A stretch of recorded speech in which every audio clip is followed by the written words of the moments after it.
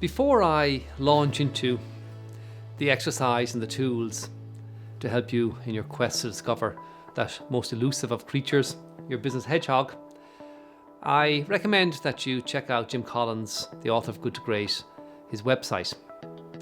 In there you'll find videos, audio clips, articles and tools that you'll find very, very helpful as you pursue this exercise of becoming a great company. In one of his documents in there called Discussion Guide, Jim asks 4 questions I think are important. The first one he asks, how long on average do you think it took for these great companies to identify their hedgehog? And what implication does that have for you as you do the exercise? Well, the answer is it took years, a long, long time. It was a journey and more than a destination. And once they got there and they had that clarity, it became the singular focus of the organization, but it was a journey that took a long time. I think that I've made the point before and I make it again. I think that the planning process, the thinking process, the intellectual effort of raising your dominoes, of identifying your passion, your talent, your economic driver, it's that effort that brings the clarity and focus. It doesn't come on its own like this. It is the effort that you put in that helps you formulate your thinking and change your thinking in ways perhaps that you never imagined possible.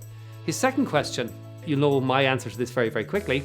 Second question is should each subunit, each business subunit and each individual have a hedgehog, or can they have a hedgehog? Well, my answer clearly is yes, they should, and yes, they can. In fact, I find it hard to understand how a business can articulate a hedgehog without the individuals, the key individuals, having gone through the process themselves and understanding what their own hedgehog is. I think Jim probably agrees with him because his third question he asks is, are you engaged in work that fits your own hedgehog, your own 3 circles? So he asks the question, are you doing what you're passionate about? Are you doing what you're genetically encoded for? Are you doing what pays really, really well? And then he asks a couple other questions. Do you need to change? Are you in the right seat? Do you change seats? And he asks another really interesting question. He asks, which of the 3 circles do you find hardest to get right and why?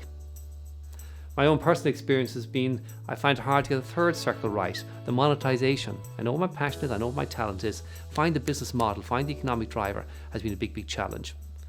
Equally, if I do sort of have half a notion of what it is, staying on track has been as big a challenge. I find the 20-mile march sometimes very, very difficult, especially when economic opportunities presented to me and staring me in the face. But this is what great companies do. They don't get distracted. They're like the hedgehog. They maintain that singular focus. They don't get distracted and they build on their strengths. They build on their talent, they build on their passions, they build on their economic driver. And his 4th question, Jim Collins' 4th question is, which do you think is more important? Having a goal to be the best at something, or realizing what you can be best at and can't be best at?